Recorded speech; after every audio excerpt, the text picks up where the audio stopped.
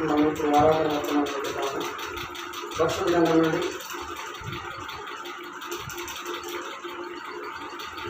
భక్తుడైన దావీదు మహారాజు రాసిన కీర్తన 137 కీర్తన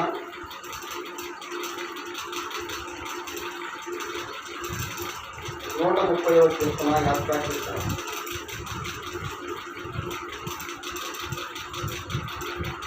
కీర్తనలో 8 వచనాలు ఉన్నాయి.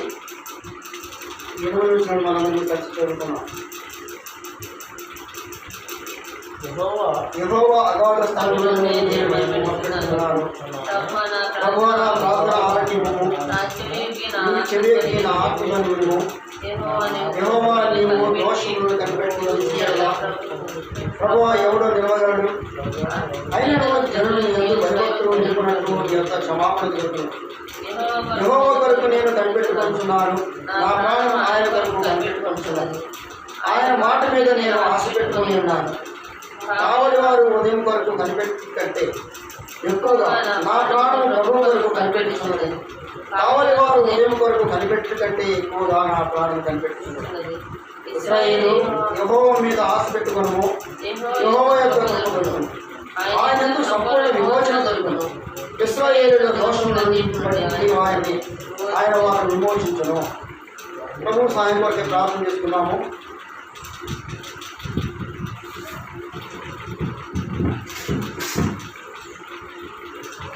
మహాపక్షుడు మహోన్నతుడు సర్వాధికారి కృపల కనికరమైన ప్రియ పరలోక దేవ, సర్వ సృష్టికి ఆధారపడిన తండ్రి, మహోన్నతుడా మహిమల మహారాజా, నీకే వందనాలు స్తోత్రాలైనా తండ్రి. ఇప్పుడు మీ ఆరాధన మందు ప్రభు ఆయన ఇప్పటి వరకు నాయన వాటితో మేము స్థిరించాం. ఆరాధన వర్తమానంలో ప్రభు ప్రవేశించుకుంటుగా మీరు ఇచ్చినటువంటి కీర్తన 130 కీర్తన యాత్ర కీర్తన దావీదు మహారాజు రాసినటువంటి గొప్ప అనుభవం ప్రకారం మీరు మాకు ధ్యానించడం మాకు అందించారు కదా. అవి కూడా మీరు బలహీన దుర్గటువంటి ప్రభావ ఏ మనిషి తమదైన వాడిని అయినా మీ యొక్క ఉచితమైన కృపలో ప్రభువా నాయన నన్ను భద్రపరిచి ఈ సంఘం నన్ను నిలబెట్టి విధానం బట్టి మీ స్తోత్రాలు చెల్లిస్తున్నాను. అయ్యా మీరు మహిమ పొందాలి, మీరు గంట పొందాలి కనుక ప్రభావ, మీ నామం గంటమయం రావాలి కనుక ప్రభావ. అయ్యా అవి కూడా నన్ను మీ చెల్లించడం మరుగుపరచండి. ఈ రోజుకు దూరంగా నన్ను వాడుకోమని ప్రాధాయపడుతున్నాను దేవా. ఏ మంచి తనని నన్ను ఆయన నన్ను ప్రభు ఆయన ఈ బిడ్డగా నా తండ్రి మీ సన్నిధానంలో ప్రభావ మీరు ఏర్పరచుకున్నందుకు వందనాలు చెల్లిస్తున్నాను. మీ మెల్లమైన చల్లమైన స్వరముతో ప్రభు అయ్యా మీ నుంచి వాక్యాన్ని బట్టి ప్రభు మా హృదయాలు తెరమని ప్రాధాయపడుతున్నాను. సర్వముడా మహిమల తండ్రి ప్రభుత్వ నా దేవ ఆలోచించండి దేవా. ఈ యొక్క మహిమను ఈ పరిశుద్ధాత్మ శక్తి ప్రభావ ఈ సన్నిధానం కుమ్మరించమని ప్రాధాయపడుతున్నాను. అయ్యా మీ పరిశుద్ధాత్మ శక్తితో ప్రభు మా హృదయాలు తెచ్చి మీ వాక్యంతో ఆయన మమ్మల్ని మేము పరిశుద్ధపరచుకొని మా హృదయాన్ని శుద్ధి చేసుకునేందుకు ఆయన కృపను గురించుకొని ప్రాధాయపడు. ఈ రీతిగా తండ్రి నాయన మీరు అధ్యక్షుడు నడిపించమా ఈ కుటుంబాలు నా రక్షణ వ్యవసాయ నా బ్రతికి స్థుతించి ప్రార్థించి వేడుకొంచున్నాం తండ్రి. ఆమేన్. ప్రియమైన వాళ్ళ మనం చదువుతున్నటువంటి ఈ యొక్క వాక్య భాగము భక్తుడైనటువంటి దావీదు తన యొక్క జీవితంలో ఒక లోతైన అనుభవంలో ఉన్నాడు. ఆయన యొక్క అనుభవంలోని తనకు కలిగినటువంటి శోధనలు అయితేనేమి, ఇబ్బందులు అయితేనేమి, కష్ట దుఃఖాలలో ఆయన దేవుని స్తుతిస్తూ ఆరాధిస్తూ దేవునికే మహిమ కలుగుటకు ఆయన తన యొక్క సర్వమును దేవునికి అర్పించేటువంటి వాడు. కాబట్టి ఒక విధంగా చెప్పాలంటే మన జీవితాల్లో కూడా దావీదు అనుభవాలు కొన్ని జరుగుతూనే ఉంటాయి. అట్టి అనుభవం నుంచే ప్రతి మానవుడు వస్తున్నాడు. ఈ యొక్క సృష్టిలో మరి జన్మించినటువంటి మరి మనుషులు మన యొక్క మొదటి మనుషుడైనటువంటి ఆదాము అవ్వల నుంచి, తర్వాత అబ్రహాము, ఇస్సాకు, యాకోబుల నుంచి, అదేవిధంగా ముఖ్యంగా మనం గమనించినట్లయితే దావీదు వరకు ఈ పరిశుద్ధ గ్రంథంలో మనకు ఒక పాఠం నేర్చుకుంటాం. ఆ యొక్క పాఠం అనుభవాలు ఏంటంటే, ముఖ్యంగా ఇక్కడ మనం చెప్పుకోవాల్సింది ఏంటంటే పాపం. ఈ యొక్క పాపం అనేది మనుషుల్ని వెంటాడుతూ వస్తున్నది. మనుషుల యొక్క స్వభావాన్ని అంటే సులభం కోసం మనుషుల యొక్క కోరికలు, ఆశయాలు ఇవన్నీ కూడా మరి దేవునికి అనుకూలంగా ఉన్నవి, కొన్ని అనుకూలంగా లేనివి. అంటే అపవాది మనలో ప్రవేశించినప్పుడు దేవుడు ఆత్మ మనల్ని విడిచినప్పుడు మనం ఏ విధంగా ఉంటాం అనేది ఈ యొక్క 130 కీర్తనలో మరి దావీదు యొక్క అనుభవం. అందుకని మొదట వచ్చిన అంటున్నాడు, యెహోవా అగాధ స్థలంలో నుండి నేను నీకు మొరపెట్టుచున్నాను. ఎక్కడున్నాడు దావీదు? అగాధ స్థలములు. అగాధం అంటే లోయ, అగాధము. ఇది పెద్ద పెద్ద గుట్టల మధ్య, అదేవిధంగా సముద్రాలలో లోతుగా పోయిన కొందుకు ఉండేది ఏంటంటే ఒక 10 కిలోమీటర్ల లోతు ఉన్న చోట దాన్ని అగాధం అంటారు. అంటే అక్కడికి మనుషులు కానీ ఏ జీవి కానీ అన్నటువంటి ప్రదేశం. అదే పర్వత శిఖరాలలో మనం చూసినట్లయితే ఆ పర్వతాల మధ్య కింద లోయ ఉండదు. అంటే అక్కడికి ఏ మనుషుడు కూడా చేరని ప్రదేశం, ఏ జీవి కూడా వెళ్ళిన ప్రదేశం, అదే అగాధ స్థలం. అందుకని దావీదు అంటున్నాడు, అగాధ స్థలంలో నుండి నేను నీకు మొరపెట్టుచున్నాను అంటున్నాడు. ఇక్కడ మనం చూసినట్లయితే 32వ కీర్తనలో మనం గమనించవచ్చు. చూడండి, 32వ కీర్తన 32 మనం గమనించినట్లయితే అక్కడ ఒక అనుభవం దావీదుకు వస్తున్నది. 32వ కీర్తన, తన అతిక్రమములకు పరిహారం నందువాడు, తన పాపములకు ప్రాయశ్చిత్తం నందువాడు ధన్యుడు. అంటే ఇక్కడ దావీదు యొక్క ఉద్దేశం ఏమిటంటే, తాను అతిక్రమానికి పాల్పడ్డాడు, పాపానికి లోనయ్యాడు. కాబట్టి తన యొక్క అనుభవం ఎట్టున్నదంటే ఒక అగాధాన్ని సూచిస్తుంది. అగాధమైన స్థలం అంటే ఏ మనుషుడు, ఏ జీవి కూడా వెళ్ళినటువంటి ప్రదేశం, చీకటి ప్రదేశం. అగాధం అంటే ఏమిటి? చీకటి ప్రదేశం. అటువంటి అనుభవం ఉన్నాడు. మరి ఈ చీకటి తన జీవితంలోకి ఏ విధంగా వచ్చింది, తను ఏ విధంగా దాన్ని అనుభవించాడనేది, దాని ద్వారా ఏ విధంగా పశ్చాత్తాపడ్డాడనేది మనకి 51వ కీర్తనలో దావీదు స్పష్టంగా పలుకుతున్నాడు. కీర్తన 51 మనం గమనించినట్లయితే తన అనుభవం ఆ చీకటి అగాధం లాంటిది. అందుకని దావీదు 51వ కీర్తనలో మొరపెడుతున్నాడు. చూడండి, 51వ కీర్తన 11వ వచనం, కీర్తన 51 మనం ధ్యానించినట్లయితే 11వ వచనం, నీ సన్నిధిలో నుండి నన్ను త్రోసివేయకము, నీ పరిశుద్ధాత్మ నా ఎదురు నుండి తీసివేయకము. చూడండి ఆ అనుభవం. అంటే ఎక్కడ నుంచి తీసేది అన్నాడు? తన సన్నిధి నుండి నన్ను తీసివేయదు ప్రభువా. ఎక్కడి నుండి మొదలుపెడుతున్నాడంటే చీకటి నుండి మొదలుపెడుతున్నాడు.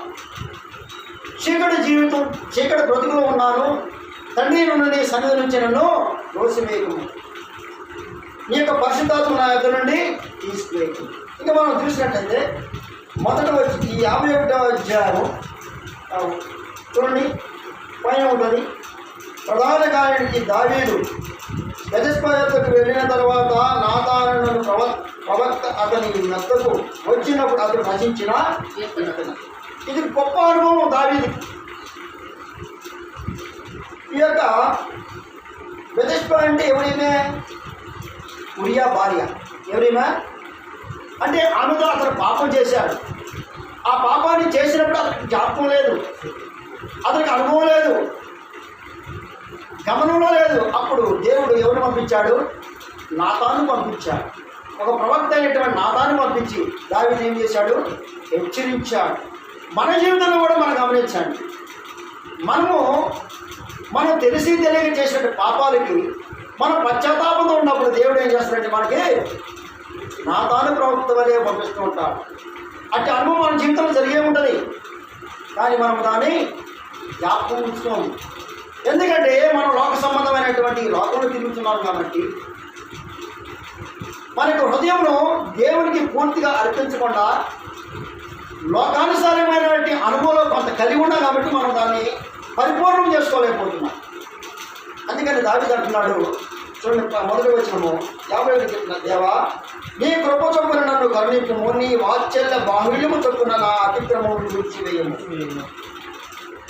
చూడండి, నా అతిక్రమములు తుడిచివేయము. అటువంటి పశ్చాత్తాపం కావాలి. అదేవిధంగా మనం ఇంకా ఆలోచించినట్లయితే దావీదు కుటుంబంలో దావీదు యొక్క కుటుంబంలో గొప్ప అలజడి, గందరగోళం. చూడండి 2వ వచనం 130 కీర్తన, చూడండి 130 కీర్తన, ప్రభువా నా ప్రార్థన ఆలకింపు, నీ చెవి యొక్కి నా ఆర్తధ్వని వినుము. చూడండి ఏ విధంగా సంభవిస్తుంది అంటే ఎటువంటి కష్టంలో ఉన్నాడు దావీదు. ఒకసారి మనం దావీదు జీవితాన్ని మనం చాలా స్పష్టంగా 1 సమూయేలు గ్రంథము 2 సమూయేలు గ్రంథము మనం చదువుతూ వచ్చినట్టయితే 2వ దినవృత్తాలు చదువుతున్నట్టయితే దావీదు జీవితం ఏ విధంగా మన జీవితాలు కూడా అలాగే ఉన్నాయి, తీసి ఉన్నాయి. ఏ మాత్రం కూడా తీసేయడానికి అర్హులు కాదు. కాకపోతే మనం ఎటువంటి ఆలోచన చేయాలంటే దావీదు ఏ విధమైన పశ్చాత్తాపం పొందాడో అటువంటి పశ్చాత్తాపానికి రావాలని కోరుకుంటున్నాం. అందుకని ఇక్కడ 2వ వచనంలో ప్రభువా నా ప్రార్థన నీ చెవి ఎక్కి నా ఆర్తధ్వని. అది ఎక్కడి నుంచి వస్తుంది? ఆర్తధ్వని హృదయంలో నుంచి, గుండెల నుంచి, కన్నీటితో వచ్చేది ఆర్తధ్వని. అంటే అంత గొప్పగా మనం చెప్పుకోవచ్చు. దాని యొక్క అనుభవం అది. మనం చూసినట్లయితే ఈ యొక్క అనుభవం చూడండి 27వ కీర్తన 7వ వచనం మనం గమనించినట్లయితే 27వ కీర్తన 7వ వచనం, యెహోవా నేను కంఠతోనే ఎత్తి నిన్ను ప్రార్థించినప్పుడు నా మనవి ఆలకింపము, కరుణతో నాకు ఉత్తరమిమ్ము. గొప్ప నిర్వచనం.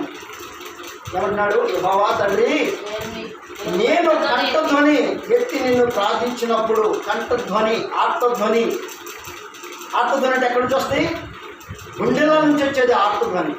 కంఠధ్వని నా స్వరము నుంచి, నా నోటి నుంచి ప్రభువా అంటే గుండెల నుంచి, హృదయంలో నుంచి మన స్వరం ద్వారాగా వస్తుంది. ఆ యొక్క స్వరం ద్వారా వచ్చినటువంటి ఆ యొక్క ధ్వని అంటే ఆ శబ్దము, ఆ మాట, ఆ ప్రార్థన ఆలకించు ప్రభువా. ఇంకా ఉన్నాడు, యెహోవా నీ సన్నిధిని నేను నా మనవి ఆలకింపు, కరుణతో నాకు ఉత్తరం. నీ కృప కలిగినటువంటి ఆ యొక్క కరుణ ప్రేమతో నాకు ఉత్తరం. కొన్ని ప్రాధాన్యపడుతున్నాడు. మట్టి వారమే ఉన్నాం. అందుకని 130 కీర్తన ఈ 2వ వచనం, ప్రభువా నా ప్రార్థన ఆలకింపుము, నీ చెవికి నా ఆత్మని. అటువంటి కష్టస్థితిలో నేను ఉన్నానయ్యా. ఈనాడు మనం చూస్తున్నాం ఈ లోకం అంతా కూడా దేంతో భయపడుతుంది? చావు అనే భయంతో భయపడుతున్నాం. ఈ లోకంలో ఉన్నటువంటి సృష్టి మీద, ఈ ప్రపంచంలో ఉన్న ప్రజలందరూ దేనికి భయపడుతున్నారు? చావు అనే యొక్క మాటకి భయపడుతున్నారు. అది ఎంత భయంకరమైనదో ప్రజలు దాన్ని చూసి ఎంతో ఘోరంగా వినిపిస్తున్నారు. ఎవరికి వారు తన మనని యొక్క విభేదాలు లేవు, చిన్న పెద్దని ఏమి ఆలోచనలు లేవు. అందరూ చనిపోతున్నారు, కానీ వాళ్ళు ఎక్కడికి వెళ్తున్నారో వారికి తెలియదు. అందుకని దావీదు ప్రభువా నా యొక్క ప్రార్థన ఆలకింపు ప్రభువా అంటే ఆ స్థితిలో ఉన్నాడు. అగాధ స్థలంలో అంటే ఎక్కడున్నాడు? చీకటులు అంటే సావుకు దగ్గరలో ఉన్నాడు కాబట్టి, మరణానికి దగ్గరలో ఉన్నాడు కాబట్టి అది అగాధం అనే యొక్క మాటను వాడుకుంటున్నాడు. అంటే అగాధం ఎంత కఠినమైనది, ఎంత చీకటి కలదో, ఎంత మరి చూడటానికి కూడా మనుషులు వెళ్ళటానికి, ఏ ప్రాణి కూడా వెళ్ళటానికి వీలైనటువంటి ఆ స్థలమును పోల్చుకొని దావీదు మాట్లాడుతున్నాడు. అందుకని చూడండి, ఇంకా మనం గమనించినట్లయితే 3వ వచనం, యెహోవా 130, యెహోవా నీవు దోషములు కనిపెట్టి చూచినలా ప్రభువా ఎవడు నిలవగలడు? అవునా? నీవు ప్రభువా తండ్రి మా యొక్క దోషముల్ని కనిపెట్టినప్పుడు మీ ముందు ఎవరు నిలవగలరు? ఎవరు నిలవగలరా? ఎవరు నిలవలేరు. చూడండి, మొదటి సమయాలు గ్రంథము 6వ అధ్యాయం 20వ వచనం మనం చూసినట్లయితే, మొదటి సమయాలు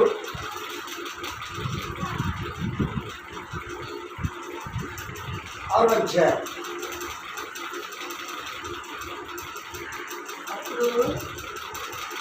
అప్పుడు 20 అప్పుడు బెస్తెనేసు వారు పరిశుద్ధ దేవుడైన యెహోవా సన్నిధిని ఎవరు నిలవగలరు? మన యొద్ద నుండి ఆయన ఎవరి యొద్దకు పోవాలని చెప్పి ఏమిటిది? ఆయన ఇది ఏమిటంటే దేవుని యొక్క మందసము ఫిలిష్తీయులు పట్టుబట్టుకెళ్ళారు. ఇది ఒక అనుభవం. ఫిలిష్తీయులు ఏం చేశారు? ఈ ఇశ్రాయేలు మధ్య ఏమున్నది? మందసం ఉన్నది. ఆ మందసం ఉండటం వల్ల వారు ప్రతి ఒక్క విధానంలో కూడా విజయం పొందుతున్నారు. కాబట్టి మనం వాళ్ళ వద్ద నుంచి ఏం దోచుకెళ్ళాలి? మందసం దోచుకెళ్ళాలనుకున్నారు.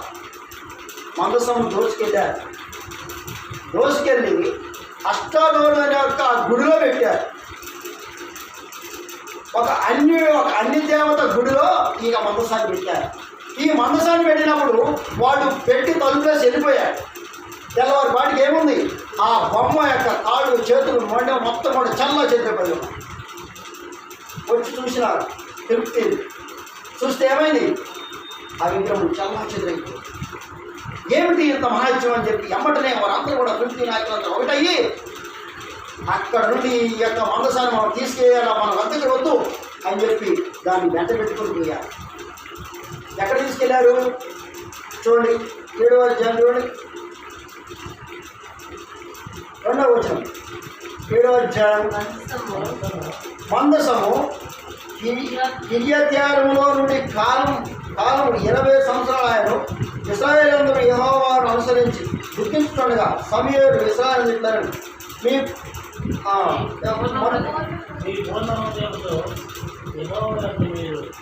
మీ పూర్ణ హృదయముతో యెహోవా యొద్ద మీరు మన్నుకొని అన్ని దేవతలకు అష్టోరత దేవతలు మీ మధ్యలో తీసివేసి పట్టుదల కలిగి యెహోవా తట్టు మీ హృదయంలో తిప్పి ఆయన సేవించి అప్పుడు ఆయన ఫిలిష్తీయుల చేతులను మిమ్మల్ని విడిపించును. అయితే ఇక్కడ అంటే వచ్చేసింది ఎక్కడి నుంచి? ఆ యొక్క ఫిలిష్తీయుల నుంచి దగ్గర నుంచి ఎక్కడికి వచ్చింది? అంతటా కిర్యత్యారీము వారు వచ్చి యెహోవా మందసం తీసుకొని పోయి కొండ ఎందుంటే అభినాదాలు ఇంత చేర్చినారంట. ఫిలిష్తీయులు ఆ మందసము తట్టుకోలేక, దేవుని శక్తిని తట్టుకోలేక, ఆ మహిమను తట్టుకోలేక చివరికి ఏం చేశారు? వారందరూ ఆ కిర్యత్యారీము వారు ఫిలిష్తీయులు అందరూ కలిసి అనుకొని ఆ మందసాన్ని లేవీలు ఎక్కడ తీసుకెళ్ళి ఆ లేవీల ద్వారా తీసుకొచ్చి ఎక్కడో కొండపైన ఉన్నాడు అభినాదాబు. ఆ అభినాదాబు అంటే అతను ఇంట్లో పెట్టారంట, ఒక సేవకుడి ఇంట్లో. ఆ సేవకుడి ఇంట్లో పెట్టి ఆయన కుమారుడు ఎలియాజరు దానికి యాజకత్వం వహించాడు. ఆ యొక్క మందసం కోసమే దావీదు రాజసింహాసనం చేసిన తర్వాత దేవుని మందసం ఎక్కడుంది? కొండ మీద ఉంది. భూమి మీద ఉంటే అనేక రకాలు ఎక్కవచ్చు, చేయొచ్చు. కానీ ఆ కొండ మీద ఎవరి పని అక్కడ ఉంటుందని ఎవరికి తెలియదు కదా. అప్పుడు దావీదు 30,000 మందిని ఏర్పాటు చేసుకొని మందసం కోసం ఇచ్చాడంట. అంటే ఇక్కడ ఏంటంటే ఈ 130 కీర్తనలో 3వ వచనంలో ఎవరు నిలవగలరు ఎదుట అంశం ఏమిటి?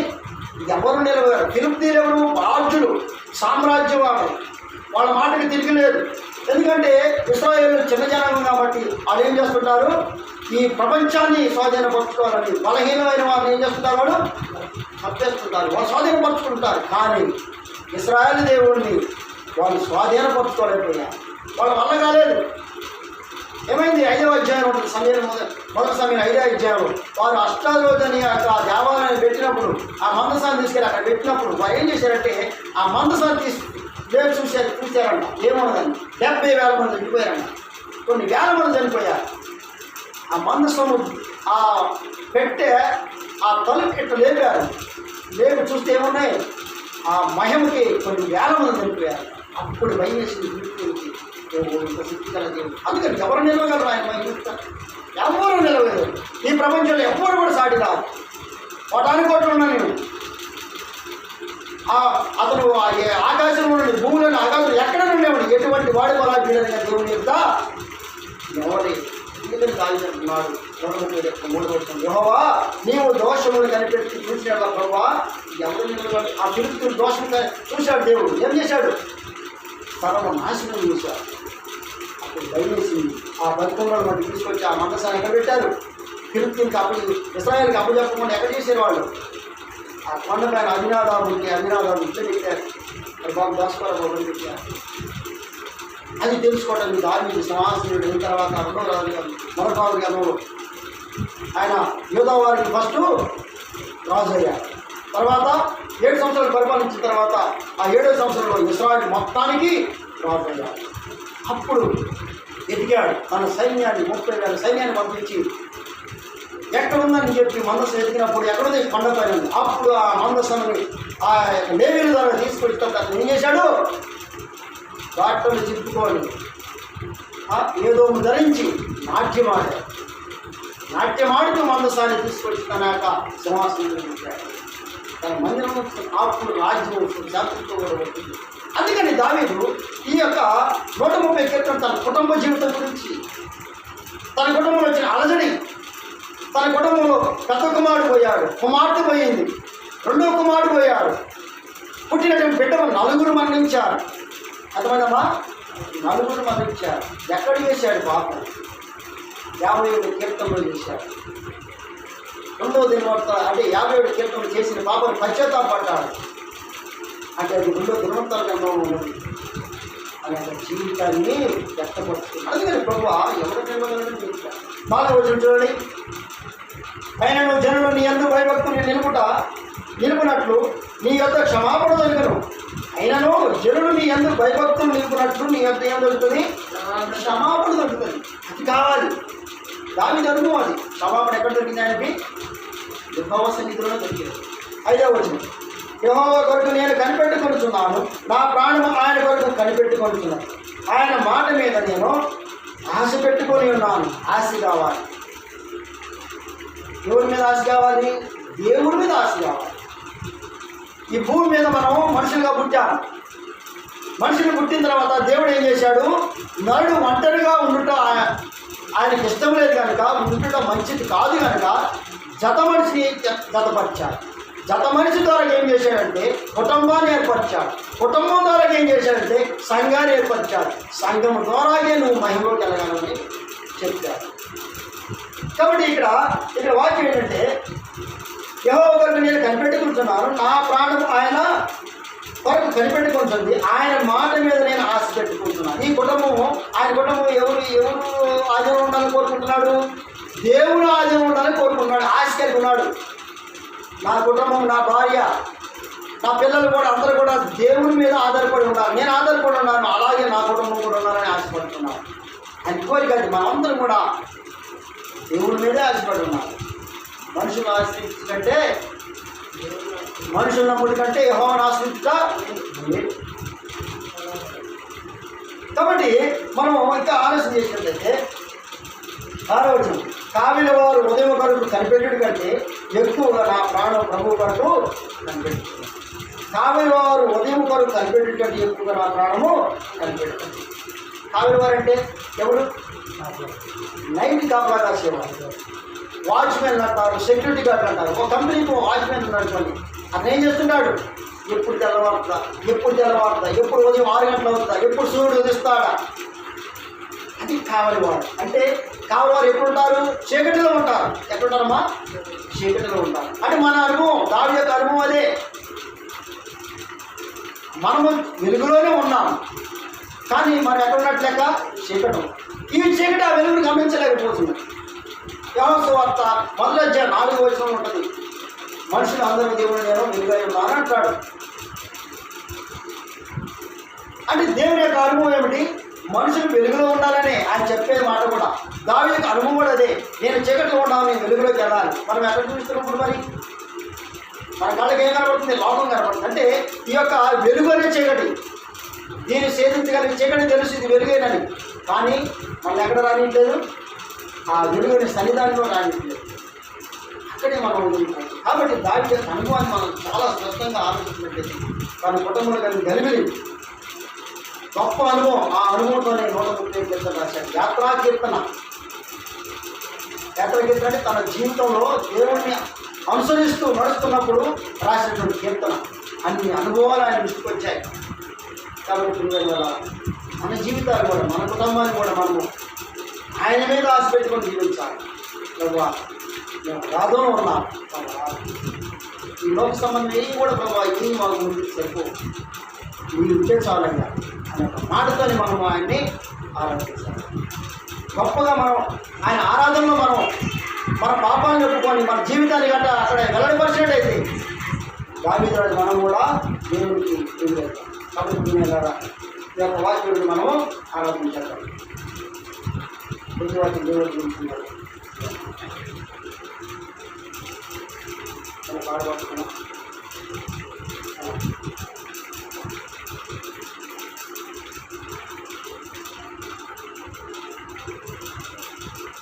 పాట సంఖ్య 162. పల్లవి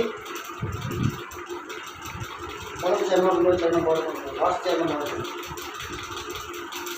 నీదు విశ్వాసత మా ప్రభు యేసు అంతరిక్షమోన్నతి కమిచేను.